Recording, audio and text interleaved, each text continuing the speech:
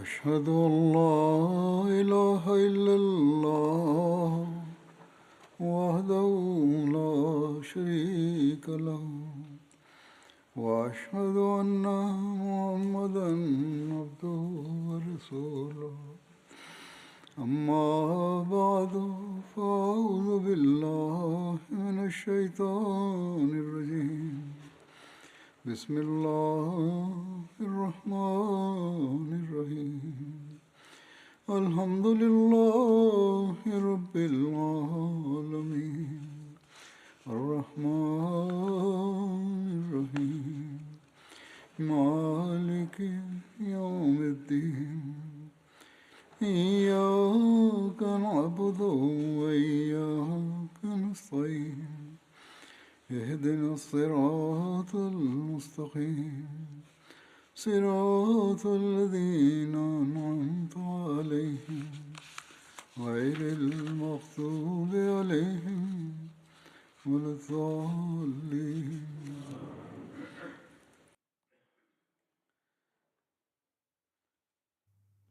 Сегодня я продолжу свое повествование о заключении мирного Худайбийского договора.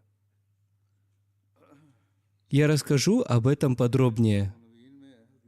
Хазрат Мирза Башир Ахмад Сахиб в своей книге «Сират Хатама Набиин. Жизнеописание печати пророков» написал: обычно в договорах остаются незамеченными недостатки, которые впоследствии приводят к значительным последствиям. Так и в мирном Худайбийском договоре недостаток остался незамеченным, поскольку, хотя возвращение мужчин-мусульман было четко оговорено, в нем не упоминалось о женщинах из Мекки, которые примут ислам и присоединятся к мусульманам. Однако вскоре после этого стали проявляться такие обстоятельства, которые сделали этот недостаток очевидным для жителей Мекки. Прошло совсем немного времени после заключения этого соглашения, когда некоторым мусульманам удалось вырваться из рук неверных и добраться до Медины.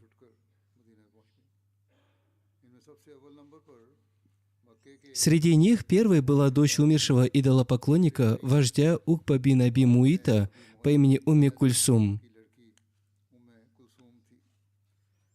По материнской линии она была сестрой Хазрата Усмана бин Аффана. Проявив похвальное мужество, Умми Кульсум пешком добралась до Медины и, представ перед посланником Аллаха, мир ему и благословение Аллаха, выразила свое согласие принять ислам. Однако двое ее близких родственников последовали за ней, чтобы схватить ее и потребовать возвращения.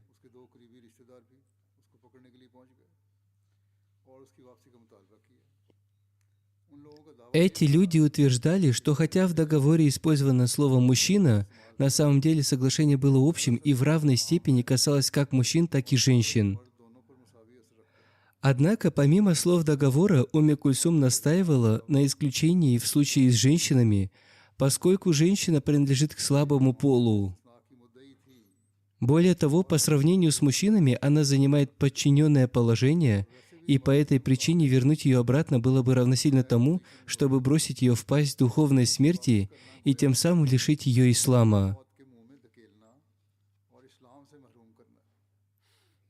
Поэтому считать женщин освобожденными от этого оговоренного соглашения не только полностью соответствовало этому соглашению, но и с точки зрения логики было ближе к справедливости и необходимости. По этой причине, естественно и справедливо, посланник Аллаха, мир ему и благословение Аллаха, вынес решение в пользу Умми Кульсум и отправил ее родственников обратно. Более того, Всевышний Аллах также поддержал это решение. Вследствие этого в эти дни был ниспослан следующий аят Священного Корана. «Когда приходят к вам верующие женщины, как переселившиеся, то испытывайте их. Аллах лучше знает веру их. Если же вы узнаете, что они верующие, то не возвращайте их к неверным. Эти женщины недозволены для них, и те мужчины не дозволяются для этих женщин. И давайте опекунам их то, что они потратили». После этого всякий раз, когда женщина покидала Мекку и прибывала в Медину, ее тщательно изучали и оценивали ее намерения и искренность. Затем тех женщин, которые оказались добрыми намерениями и искренними, и за их переселением не стояло никаких материальных или личных целей, оставляли в Медине. Что же касается тех женщин, которые были замужем, то их приданое выплачивалось их мужьям, после чего они могли свободно выходить замуж за мусульманина. Относительно условий этого договора повествуются события, связанные с Хазратом Абу Басиром. Об этом подробно повествуется следующее.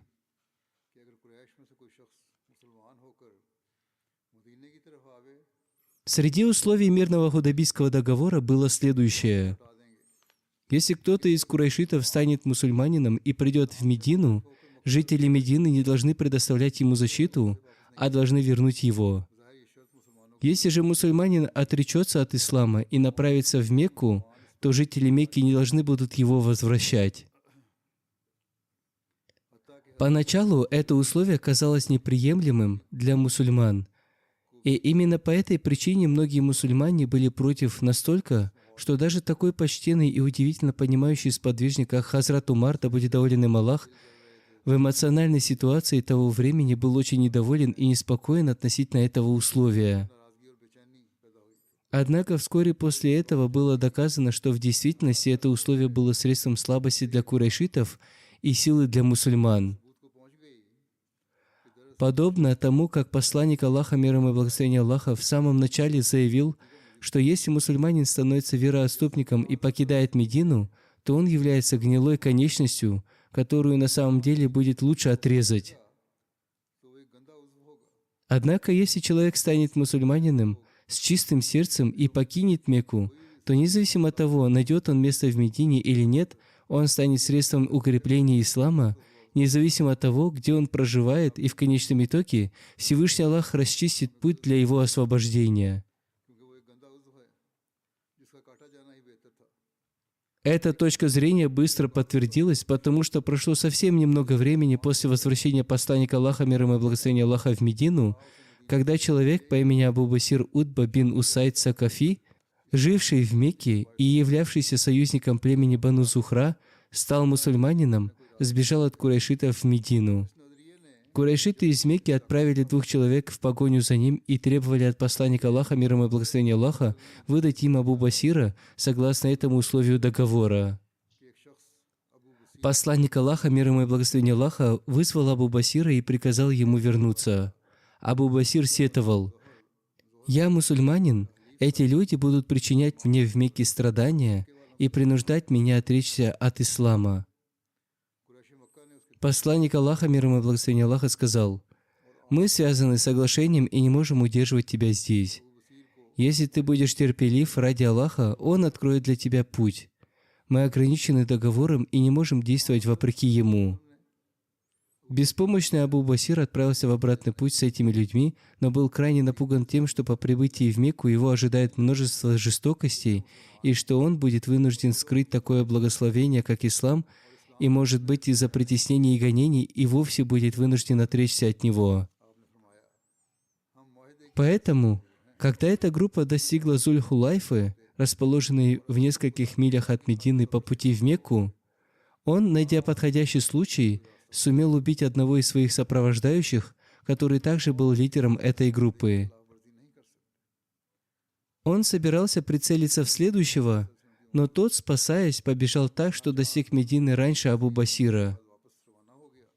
Вслед за ним Абу Басир тоже достиг Медины. Когда этот человек достиг Медины, посланник Аллаха, мир ему и благословение Аллаха, находился в мечети. Увидев его испуганное состояние, посланник Аллаха, мир ему и благословение Аллаха, сказал: «Похоже, его охватил какой-то страх или ужас». Задыхаясь и дрожа, он сказал посланнику Аллаха, мир ему и благословение Аллаха: «Мой товарищ убит, и я тоже будто в пасти смерти». Услышав об этом, посланник Аллаха, мир ему и благословение Аллаха, успокоил его. Тем временем, сжимая в руке меч, туда же добрался и Абу Басир, и как только он появился, он стал говорить посланнику Аллаха, мир ему и благословение Аллаха: «О посланник Аллаха, ты отдал меня в руки курайшитов, и теперь твой долг выполнен. Однако Всевышний Аллах даровал мне избавление от жестокого народа, и теперь ты не несешь за меня никакой ответственности». посланник Аллаха, мир ему и благословение Аллаха, спонтанно произнес: «Горе его матери!» В идиоматике арабов эти слова используются для упрека или выражения удивления. Этот человек разжигает огонь войны. Если бы только был кто-то, кто мог бы контролировать его. Когда Абу Басир услышал эти слова, он понял, что посланник Аллаха, мир ему и благословение Аллаха, в любом случае прикажет ему вернуться из-за договора. В связи с этим у Бухари приводятся следующие слова. Когда он услышал это, он понял, что его вернут к ним. После этого он спокойно ушел оттуда, и вместо того, чтобы направиться в Мекку, где он предвидел свою физическую и духовную смерть, он достиг Сифуль-Бахра на побережье Красного моря. Когда другие слабые и скрывающие свою веру мусульмане Мекки узнали, что Абу Басир устроил себе отдельную обитель, они потихоньку стали покидать Мекку и добираться до Сифуль-Бахра. Среди них был и Абу Джандал, который был сыном главы Мекки Сухайля бин Амра, и о котором мы уже читали, что посланник Аллаха, мир ему и благословение Аллаха, отослал его из Худайбии и обратно.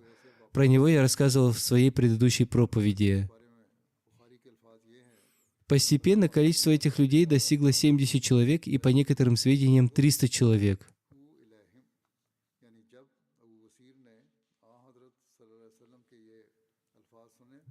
Таким образом, в дополнение к Медине появился второй исламский суверенный регион, который с точки зрения религии подчинялся посланнику Аллаха, мир ему и благословение Аллаха, но был отдельным и независимым с точки зрения управления. С одной стороны, существование независимой политической системы в регионе Хиджаз было опасно для курайшитов, а с другой, мухаджиры Сифуль-Бахра были глубоко уязвлены курайшитами Мекки. По этой причине, через некоторое время отношения между мухаджирами Сифуль-Бахра и курайшитами Мекки приняли форму почти идентичную той, которая первоначально существовала с мухаджирами Медины. Более того, поскольку Сифуль-Бахр был расположен очень близко к пути, который проходил из Медины в Сирию, по этой причине стали происходить столкновения между караванами курайшитов и этими мухаджирами. Эта новая война стала очень опасной для курайшитов. Во-первых, потому что после последней войны курайшиты сильно ослабли, а во-вторых, их численность резко сократилась. Кроме того, по сравнению с ними, исламское государство Сифуль-Бахра, возглавляемое такими ревностными сподвижниками, как Абу Басир и Абу Джандал, было наполнено свежим пылом веры и силы, проистекающей из горьких воспоминаний о жестокостях, совершенных против них, и не знало противодействия. В результате, через некоторое время курайшиты бросили оружие и, огорченные нападками партии Абу Басира, в составе делегации пришли к посланнику Аллаха, мир ему и благословение Аллаха, и умоляли, учитывая их родство с ним, призвать мухаджиров Сифуль-Бахра в Медину и сделать их частью его политической системы. Более того, вместе с этим они с радостью отказались от условия мирного худайбийского договора, в котором говорилось, что новым мусульманам Мекки не будет предоставлена защита в Медине, в пользу посланника Аллаха, мир ему и благословение Аллаха, по их собственной воле. Посланник Аллаха, мир ему и благословение Аллаха, принял эту просьбу и отправил Абу Басиру и Абу Джандалу послание о том, что поскольку курайшиты изменили договор по собственной воле, они теперь могут приехать в Медину. Когда посол посланника Аллаха, мир ему и благословение Аллаха, достиг Сифуль-Бахра, Абу Басир был болен, прикован к постели и слабел. Абу Басир очень крепко сжимал благословенное письмо посланника Аллаха, мир ему и благословение Аллаха, и вскоре после этого скончался в этом состоянии. После этого Абу Джандал и его спутники похоронили своего храброго и доблестного предводителя в Сифуль-Бахре и добрались до посланника Аллаха, мир ему и благословение Аллаха, с горьким чувством восторга и горя. Горе от того, что их храбрый предводитель Абу Басир, герой этого рассказа, остался без возможности выразить почтение посланнику Аллаха, мир ему и благословение Аллаха, а восторга от того, что они сами достигли общества посланника Аллаха, мир ему и благословение Аллаха, и тем самым получили избавление от кровожадных набегов курайшитов.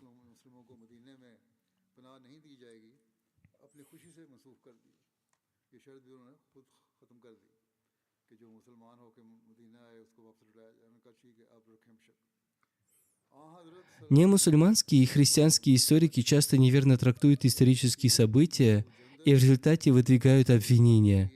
Также они поступают и в отношении мирного худайбийского договора. В связи с этим Хазрат Мирза Башир Ахмад Сахиб, да будет доволен им Аллах, написал: в жизни посланника Аллаха, мир ему и благословение Аллаха, пожалуй, нет ни одного примечательного события, которое христианские историки оставили бы без обвинений, и Худайбийский мирный договор также подпадает под этот принцип. Оставив в стороне различные второстепенные и незначительные утверждения, христианские авторы выдвинули два возражения в отношении Худайбийского мирного договора. Тот факт, что посланник Аллаха, мир ему и благословение Аллаха, исключил женщин из условий мирного Худайбийского договора, не является допустимым в свете условий соглашения, поскольку его слова были общими и в него были включены как мужчины, так и женщины. Что касается рассказа Абу Басира, то посланник Аллаха, мир ему и благословение Аллаха, нарушил дух соглашения, указав Абу Басиру, что вместо возвращения в Мекку он может создать отдельную группу и вести свои дела самостоятельно. Таким образом, посланник Аллаха, мир ему и благословение Аллаха, поступил вопреки этому соглашению.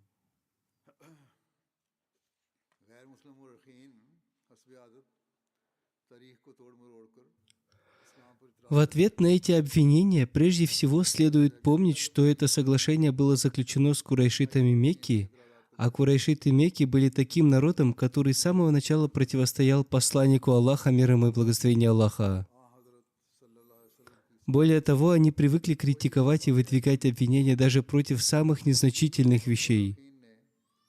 Но даже в этом случае они не были далеким чужеземным народом, скорее это были люди посланника Аллаха, мир ему и благословение Аллаха, которые были хорошо осведомлены обо всех обстоятельствах. Курайшиты, с которыми был заключен договор, были своими людьми, то есть людьми из рода посланника Аллаха, мир ему и благословение Аллаха. Они подробно знали обо всем. Поэтому они заключили очень подробный договор. Нельзя говорить о том, что они не были в курсе того, кто был включен в этот список, женщины или мужчины. Одним словом, далее он написал: более того, они привыкли критиковать и выдвигать обвинения даже по мелочам. Тем не менее, они не были далеким чужеземным народом, скорее это были люди посланника Аллаха, мир ему и благословение Аллаха, которые были хорошо осведомлены обо всех обстоятельствах. Более того, перед их глазами были все подробности условий соглашения и их полная предыстория. Следовательно, если курайшиты Мекки, которые были включены в это соглашение, не возражали против этого действия посланника Аллаха, мир ему и благословение Аллаха, и не считали его противоречащим соглашению, то как могут люди, пришедшие через 1300 лет, для которых многие тонкие детали были скрыты и которые не были полностью информированы о подоплеке этого соглашения, иметь право выдвигать обвинения? В те времена многобожники не возражали относительно этого, однако востоковеды нашего времени относительно этого выдвигают обвинения против ислама. Совершенно нелогично, что те, с кем произошла вся эта история, сочли ее правильной в то время и промолчали, в то время как те, кто пришел 1300 лет спустя, подняли большой шум. В конце концов, по какой причине Коран, хадисы и история Аравии изобилуют обвинениями, которые неверные Мекки и другие неверные Аравии выдвигали против посланника Аллаха, мир ему и благословение Аллаха, и ислама, но нет даже малейшего намека на обвинение в том, что мусульмане действовали вопреки мирному Худайбийскому договору. В течение длительного времени никто не выдвигал обвинения относительно этого, и только сегодня они вдруг поняли, что нужно выдвинуть это обвинение.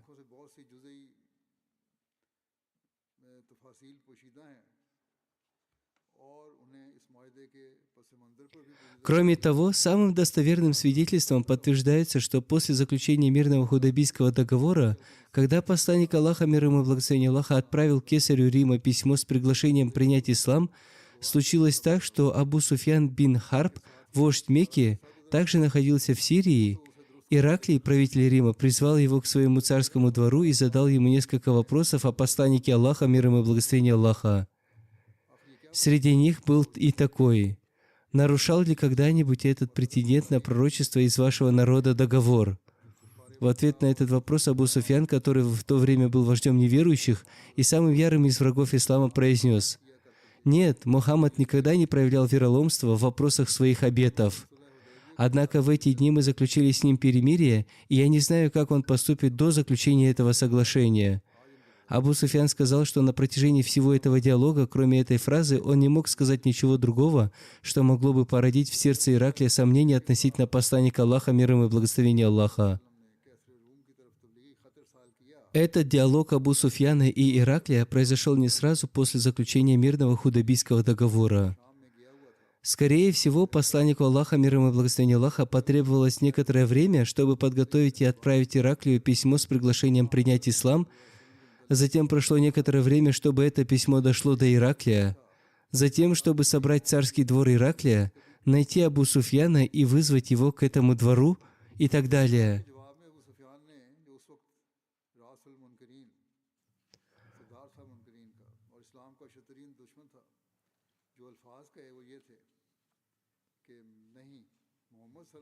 Можно предположить, что к тому времени бегство Абу Басира в Медину и случаи, когда Умми Кульсум и другие мусульманские женщины покидали Мекку и достигали Медины, уже произошли.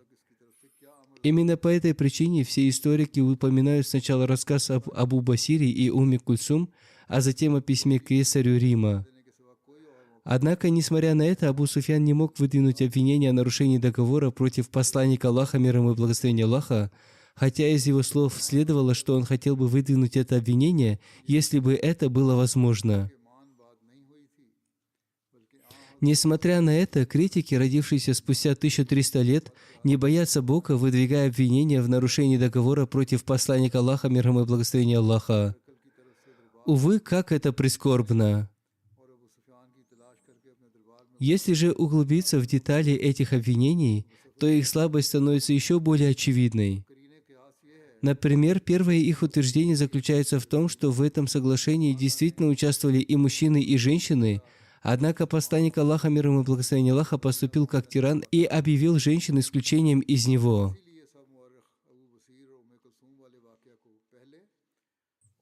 Как мы уже говорили, это утверждение ложно и необоснованно, потому что в словах соглашения, записанных в наиболее достоверном повествовании, ясно говорится о том, что объектом этого соглашения были только мужчины, а не мужчины и женщины.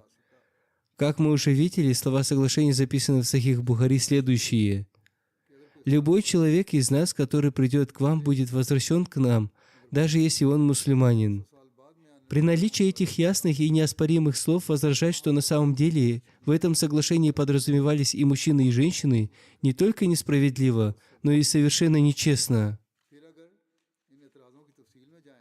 Если же утверждается, что в различных исторических повествованиях слово «раджуль» или «мужчина» не используется в словах соглашения, а используются общие слова, относящиеся к мужчинам и к женщинам, то ответ на это таков. Во-первых, следует отдавать предпочтение более достоверному повествованию, а если слово «раджуль» или «мужчина» используется в наиболее достоверном повествовании, то, безусловно, оно должно считаться правильным словом. Кроме того, если изучить слова, упомянутые в исторических повествованиях, то они также подтверждают приведенное нами объяснение. Например, в самой известной и знаменитой исторической книге Сирата ибн Хишама упоминаются следующие слова. «Любой человек из курайшитов, который придет к Мухаммаду, мир ему и благословение Аллаха, без разрешения своего опекуна, будет возвращен к курайшитам».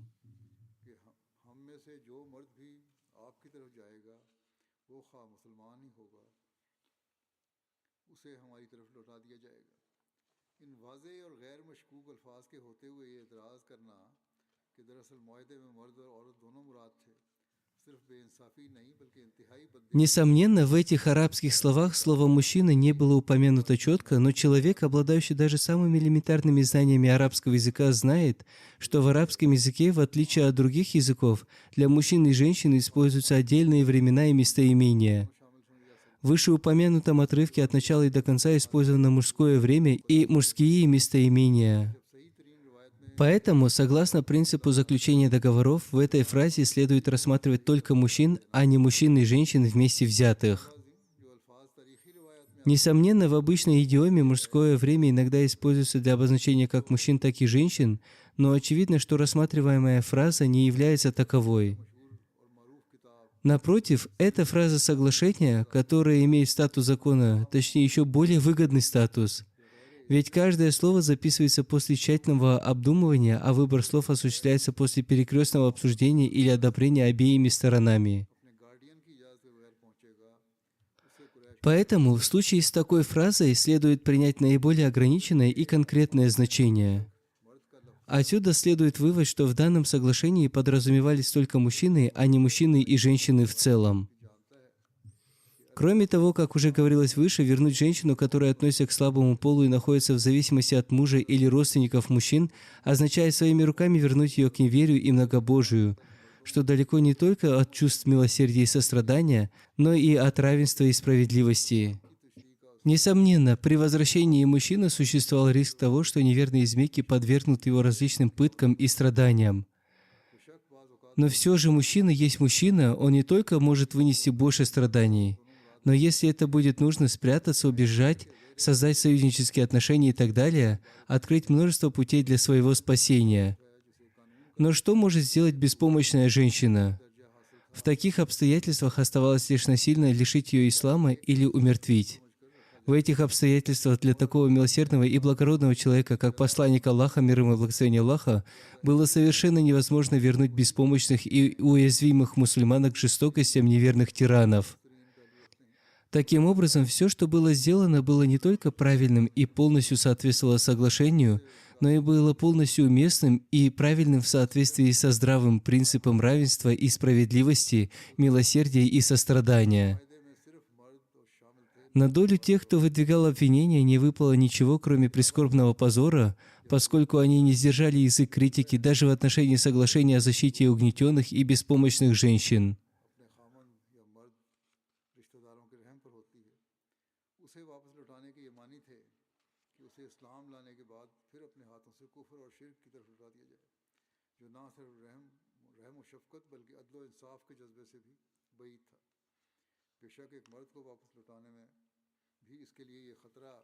Второе утверждение касается рассказа Абу Басира.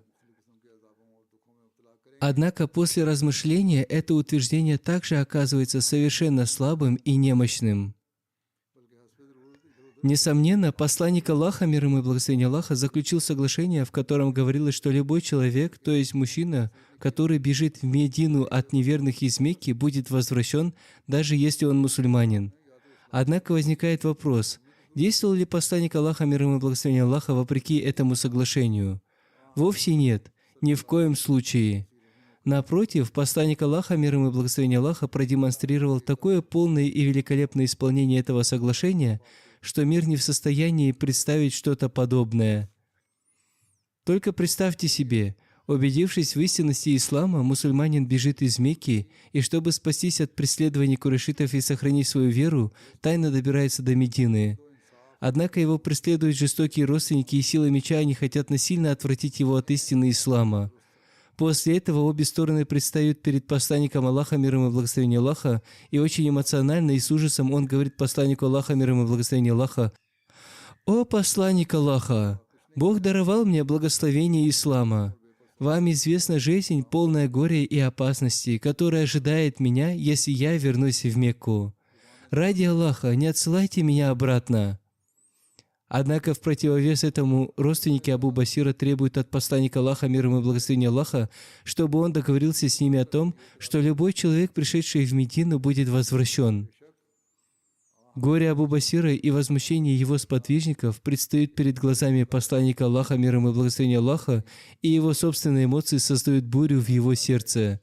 Но это воплощение честности и правдивости, твердо стоящее на своем обете, подобно скале, сказал такие прекрасные слова: «О Абу Басир, ты знаешь, что мы заключили договор с этими людьми, а быть нечестным по отношению к своему договору недопустимо в нашей религии. Ты должен пойти с этими людьми, если ты останешься твердым в исламе, с терпением и стойкостью, то Бог сам откроет путь избавления для тебя и других, таких же беспомощных мусульман, как ты». Посмотрите, ведь здесь решался вопрос жизни одной живой души, но посланник Аллаха, мир ему и благословение Аллаха, сказал: «Мы никогда не нарушаем договора. Нам нужно обратить внимание на свое духовное состояние.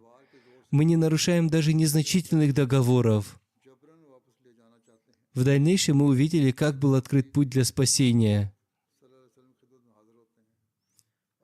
В свете этого наставления посланник Аллаха, мир ему и благословение Аллаха, Абу Басир ушел с мекканцами. На обратном пути, когда он физически одолел тех, кто захватил его в плен, и снова вернулся в Медину, посланник Аллаха, мир ему и благословение Аллаха, увидев его, гневно сказал: «Горе его матери! Этот человек разжигает огонь войны. О, если бы был кто-то, кто мог бы его сдержать!» Услышав эти слова, Абу Басир убедился, что посланник Аллаха, мир ему и благословение Аллаха, в любом случае отправит его обратно, и он тайно покинул Медину, устроив себе обитель в отдаленном месте. Если справедливо проанализировать всю эту историю, то как посланник Аллаха, мир ему и благословение Аллаха, мог быть виновен в этом, и можно ли выдвинуть против него какое-либо обвинение? Напротив, истина заключается в том, что посланник Аллаха, мир ему и благословение Аллаха, подавил свои эмоции и выполнил свой обет, и не один раз, а дважды он отправил Абу Басира обратно. Более того, посланник Аллаха, мир ему и благословение Аллаха, отправил его обратно с такими великолепными словами, что история мира не может представить что-то подобное.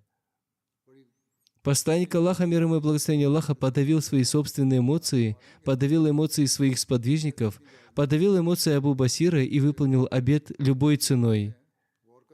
Если Абу Басир освободился от жителей Мекки и ушел в другое место, то какое обвинение можно выдвинуть против посланника Аллаха, мир ему и благословение Аллаха, и какое условие договора предусматривало обязанность посланника Аллаха, мир ему и благословение Аллаха, вернуть того, кто бежал из Мекки, где бы он ни находился? Но, увы, как это прискорбно, что враги ислама ни в одном вопросе не поступали с ним справедливо.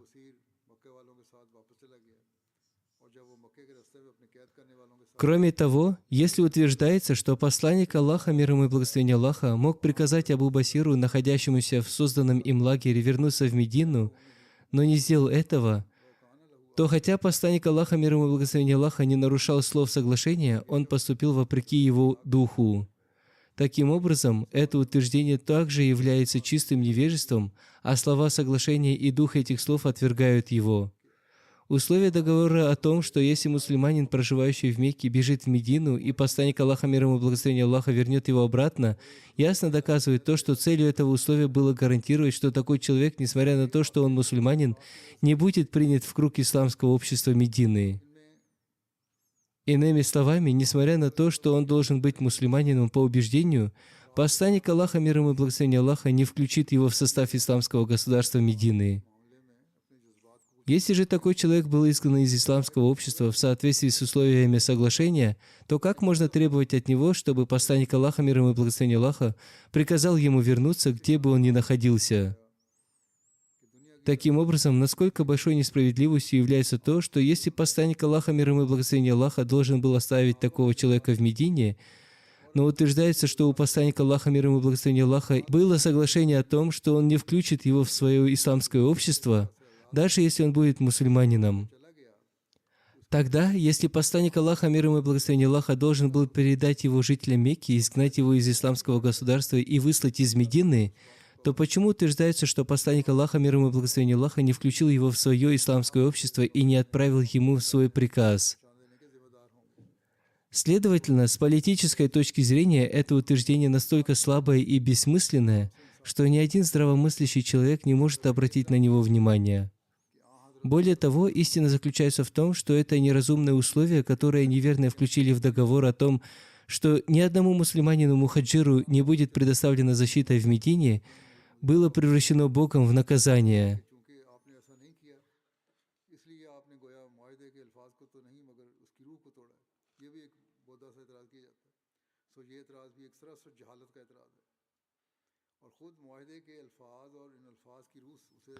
Более того, им было сказано, что их посланник, мир ему и благословение Аллаха, был верен своему обету в любом случае, но они сами усеяли свой путь терниями и порезали себе руки оружием, изготовленным ими самими.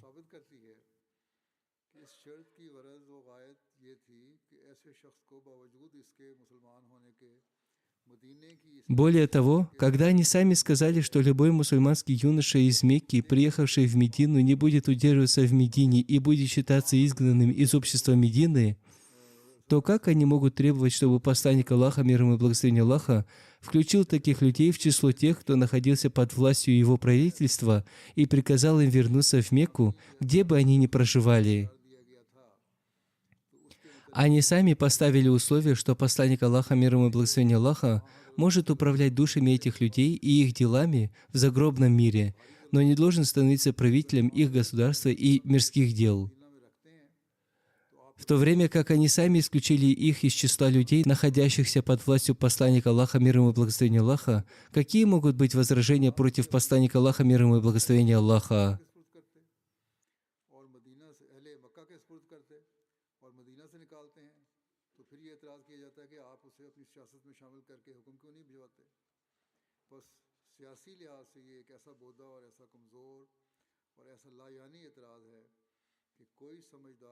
В любом случае, это был заговор курайшитов Мекки, который обернулся против них самих.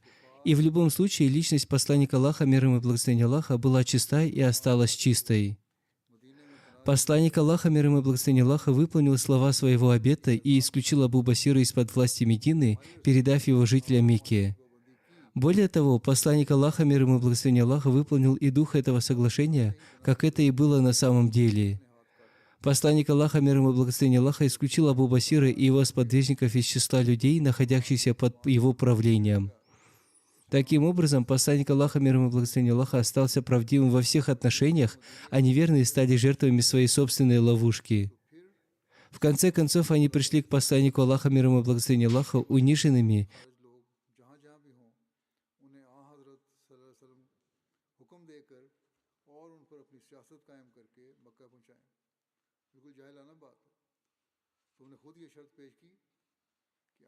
поскольку сами хотели исключить этот пункт из договора. Затем, чтобы утвердить это, он, мир ему и благословение Аллаха, сказал: «Горе его матери, этот человек разжигает огонь войны. О, если бы был кто-то, кто мог сдержать его!»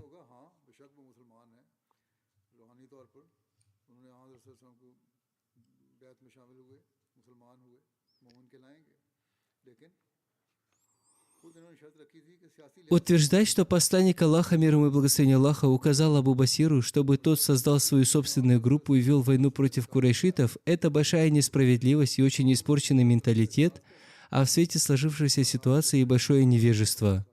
Эти слова являются явным доказательством правдивости посланника Аллаха, мир ему и благословение Аллаха, и его отвращения к ненужной войне. Более того, эти слова доказывают, что посланник Аллаха, мир ему и благословение Аллаха, выражал свое неприятие и отвращение к этому поступку Абу Басира, а не хотел побудить его к войне с помощью какого-то скрытого послания. В таком случае можно было бы подумать, как сэр Уильям Мюир, сделавшего заключение, что последние слова посланника Аллаха, мир ему и благословение Аллаха, могли также означать: «Если бы у него только были тела приверженцев».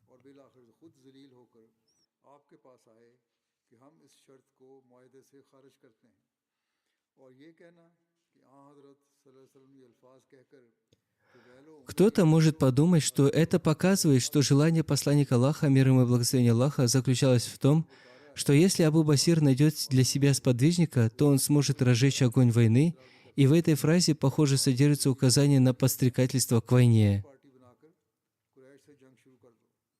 Ответ на это заключается в том, что, во-первых, сделанный нами перевод полностью соответствует арабской идиоме, примеры которой можно найти в большом количестве в хадисах. Кроме того, если гипотетически принять второе значение, согласно словам сэра Уильяма Мюира, то и тогда в контексте выражения смысл этой фразы будет не более чем: если бы Абу Басир нашел единомышленника, он бы разжег огонь войны.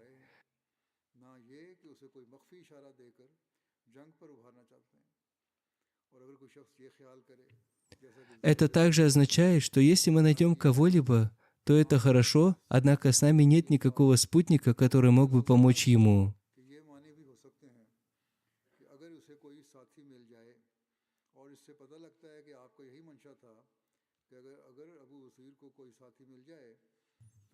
Однако, к счастью, в Медине у него нет таких сподвижников.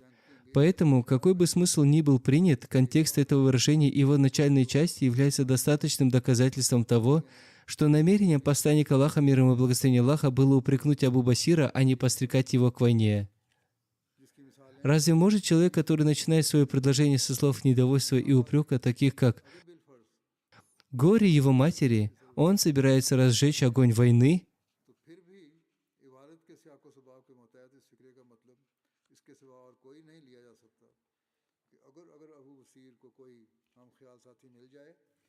Затем сразу же произнеси такие слова: «Да, разжигай огонь войны». В конце концов, в стремлении выдвинуть обвинение не следует отказываться от здравого смысла. Кроме того, самое главное, что следует отметить, это то, какой эффект произвели эти слова посланника Аллаха, мир ему и благословение Аллаха, на Абу Басира, и что он понял из слов посланника Аллаха, мир ему и благословение Аллаха.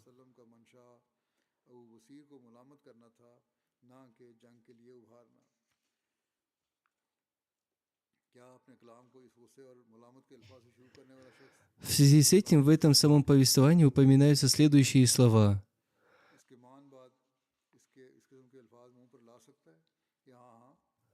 Когда Абу Басир услышал эти слова посланника Аллаха, мир ему и благословение Аллаха, он понял, что посланник Аллаха, мир ему и благословение Аллаха, в любом случае вернет его жителям Мекки, после чего он тайно скрылся и уехал в другое место.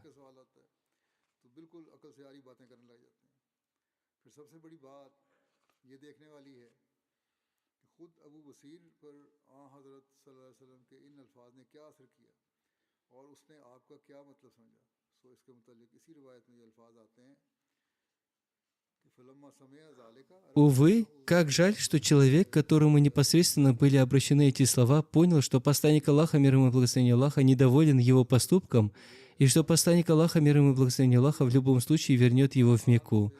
А милостивые люди, пришедшие через 1300 лет, утверждают, что на самом деле посланник Аллаха, мир ему и благословение Аллаха, ввел Абу Басира в соблазн создать свою собственную группу и начать войну. Да будут уничтожены предрассудки. Несправедливости должен быть предел.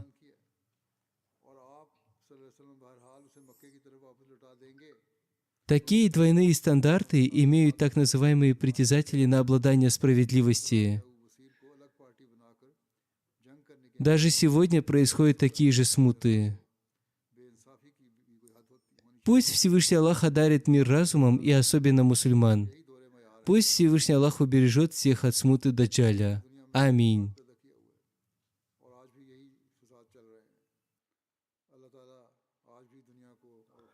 Пусть Всевышний Аллах убережет всех от смуты Даджаля. Аминь.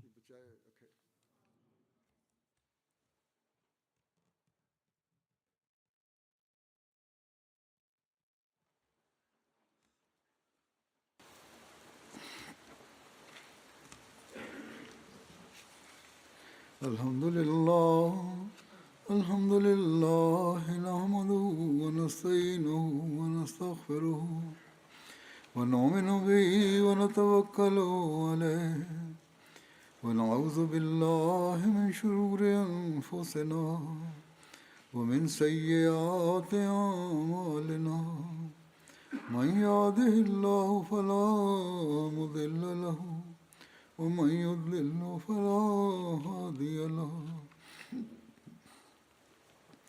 ونشهد أن لا إله إلا الله ونشهد أن محمدا عبده ورسوله عباد الله رحمكم الله إن الله يأمر بالعدل والإحسان وإيتاء ذي القربى وينهى عن الفحشاء والمنكر والبغي يعظكم لعلكم تذكرون اذكروا الله يذكركم وادعوه يستجب لكم ولذكر الله أكبر